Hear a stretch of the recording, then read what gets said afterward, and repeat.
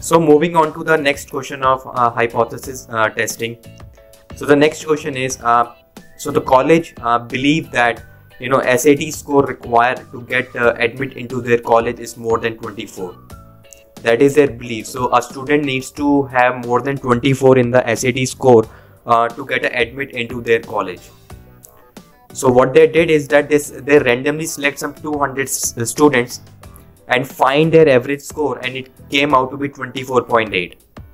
So the question is, how will we test and claim or believe that whatever they are claiming is correct or not, whether a student really need a more than 24 score or not on the SAT. So the way we are planning to do, we will use the hypothesis testing concept, and let's see whether it's statistically making sense or not. So now some of the values are given in the question is which is x bar equal to 24.8. that is the randomly 200 students what we have selected, and their average score came out to be 24.8. so our x bar will become 24.8. Our hypothesis mean will be 24 because that is the claim of the college, that to get admit into their college is then a student needs to have a more than 24 in the SAT score. So that is 24. Now standard deviation is equal to 6.1. so this 6.1 standard deviation is for those selected 200 students for the test. So that is the standard deviation is coming 6.1, and the total number of students are 200, so n equal to 200. Now as we learned in the previous question that first we need to state the null hypothesis and the alternate hypothesis. Now the way to write null and the alternate is that I always put equal to condition in the null hypothesis. Equal to condition first put in the null hypothesis. Then now the college is saying the score needs to be more than 24. So it means our alternate hypothesis will become greater than 24. And since equal to is present in the null hypothesis, so our null hypothesis will become less than equal to 24. So make sure whenever you are writing your null and the alternate, always put equal to sign in the null. And then based on what the question, based on the condition given in the question, then you can put equal to or less than accordingly. So in that question, it's given more than 24. Then I am putting in the alternate, because I cannot put equal to sign in the alternate because equal to will come in the null, and the question is saying it has to be more than 24. So automatically our null hypothesis has become less than equal to 24 and alternate has become greater than 24. Now since we have defined and state our hypothesis, so the next step is to define our significant level. So in this question also we are defining our significant level to be 0.05. Now the third step is to find the t value and the p value. Now in the previous question we saw that in order to calculate the t value we will use x bar minus mu divided by standard error. So that will come out to be 24.8 minus 24 divided by 6.1 divided by under root of 200, which is 1.85. Now once you get the t value of 1.85, then you can calculate this in the Excel sheet as well. So in your Excel sheet, if you put your formula t.dist, and inside the brackets you will put the t value, which is 1.85, then number of samples minus 1, so we have a 200, so 200 minus 1, which is 199, and then comma I am putting as 1, degree of freedom as 1. So the p value is coming to be 0.967. Now whether it's a left test or a right test, I usually see from the alternate hypothesis condition. So since it's this arrow is pointing towards the right, so this particular part is pointing towards the right, so I'm taking it as a right tail test. So for the right tail test, I will subtract 1 minus 0.967. So my p value is coming to be 0.033.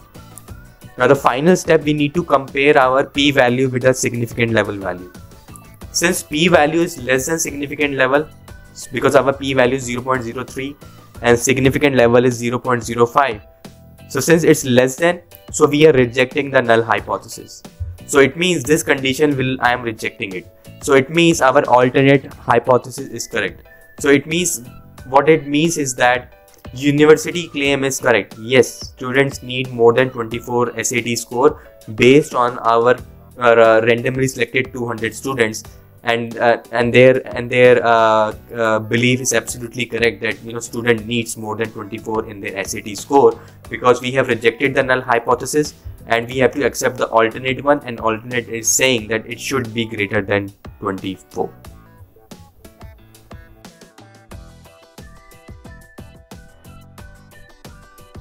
So now let's start with the third one.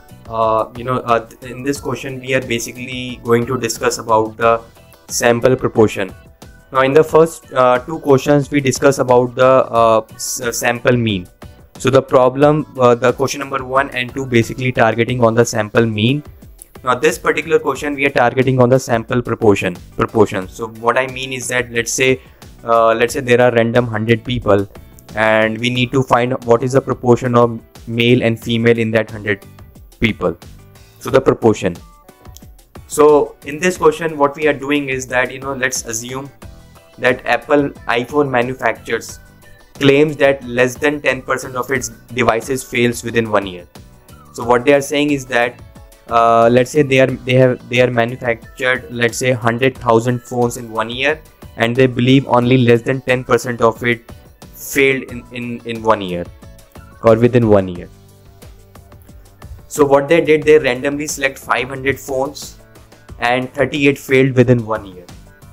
So they randomly selected 500 phones and 38 failed within 1 year, and if you see it's less than 10%. So we need to do a hypothesis testing on the sample proportion, and we need to check whether the selected sample support the manufacturer claims or not at 5% level of significance. So basically it's saying that the Apple belief or claim that less than 10% of devices fails within 1 year. It's based on the testing what they did, that they randomly selected 500 phones and only 38 failed within 1 year, which is less than 10%, and that's what they believe that their phones, their devices only failed 10% of the time. So the question is, we need to do a statistical testing or a hypothesis testing to validate their claim. So now in the question it's given that the proportion of a sample is 38 divided by 500. So out of 500 only 38 failed. So we will do a sample proportion equal to 38 divided by 500, which is coming out to be 0.076. Now the belief what they have is that in the whole population the failed devices will be 10%. So I am taking at 0.1. So proportion is 0.1, and the selected samples are 500. So n equal to 500, and the significance level we are taking equal to 0.05. Now in the previous questions also I explained that in order to write down the alternate and the null hypothesis, so you start with the equal to sign.